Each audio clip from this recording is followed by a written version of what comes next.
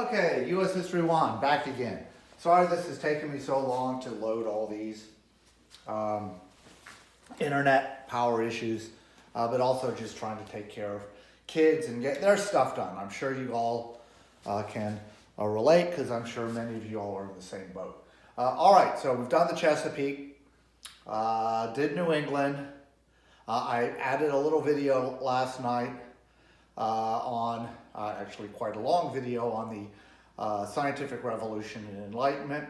We're actually not, normally I don't cover that until after we do the colonial period, but since I had to do that for my World Civ class, I went ahead and posted it for y'all. Kill two birds with one stone. We'll get to that later. We're going, after we do the colonial regions, I'm going to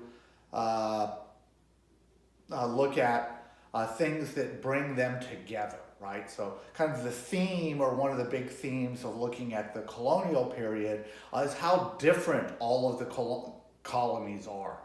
1607, first successful English colony, Jamestown, sets the precedent for successful colonization elsewhere.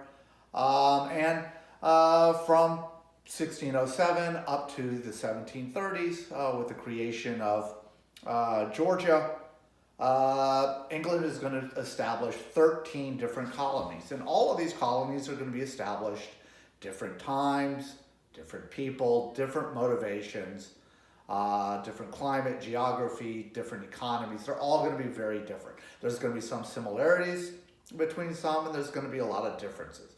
The middle colonies, in many respects, is going to be the most diverse of all of the colonies. So after we cover the colonial period, or kind of the differences in all the colonies, I'm going to finish up looking at the colonial period by looking at things that bring them together, things that cause a much more kind of common identity by the 1660s. So really starting in the 1680s, particularly 1688 with the Glorious Revolution, we'll talk about that, up through the French and Indian War, ends in the early 1760s. There's going to be this 80-year period in which there's going to be a growing trend that creates a common sense of identity amongst the colonies. Doesn't mean that their differences go away, but they're also going to be tied together. So this kind of goes to answer the question of, if these guys are also different, how would they ever bind together to gain their independence from England, right? They're so friggin' different. In the 1600s, they're so different that they can't even mutually defend each other during Indian attacks. When the Powhatans threatened to wipe out Chesapeake, the governor of Massachusetts, Jonathan Winthrop, the same guy who came up with the sitting on a hill analogy, said, sorry, that's your payback for being a bunch of heathens and decadent heathens. A couple of generations later, King Joseph's War, when the Narragansett and other Indians up in New England rose up to drive the English into the sea. The governor of Massachusetts asked for help from Virginia, and Virginia responded, sorry, this is your payback for being a bunch of heretics. In the early 1600s, these guys are so different, they can't even come to each other's help, facing common threats or enemies. All right, so moving on, looking at the middle colonies. So when? All right, first couple of dates up here, right? So that I'll look at 1614 and 1624. That's when the Dutch first established their colonies. The Dutch are going to be the first ones to settle in the Hudson River Valley in what they call New Netherland. First in 1614 at Fort Nassau. This is actually going to be the first successful English or Dutch colony in North America is Fort Nassau, which is where modern-day Albany is. And if you look at a map, I wish I had my maps from the classroom, Albany is way, way inland. It's closer to Lake Erie than it is to the Atlantic Ocean. That's how far up the Hudson River is. So obviously when we get to geography, navigable rivers, right? That's something they don't have in New England. One of the reasons why the early colonists colonists settle along the coast is because of the geography in New England and the lack of navigable rivers. Gradually they move inwards, inlands, but much of the population density in New England is on the coast.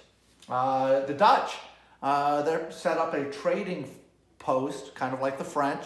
The Dutch generally take an approach of, like the French, of seeing Indians as valuable trading partners. They don't try to convert them. They don't try and conquer them or steal their land.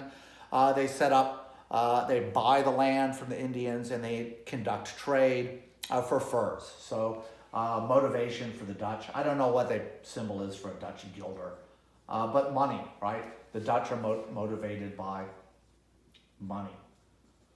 So the first crew or first group in the middle colonies is going to be the Dutch, moving into the Hudson River. Of course, and then in 1624, New Amsterdam, which is now New York City. The Dutch claim, they have a story that's often repeated in New York history, that the Dutch purchased Manhattan Island from a group of Indians that they found fishing on the coast. I don't know how they translated. That would be a good little research topic. How did the Dutch actually negotiate this treaty?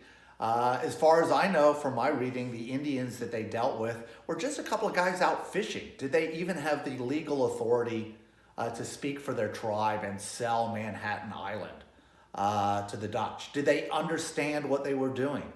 Remember, the Indians had no concept of private ownership of land, so selling land was a completely alien concept.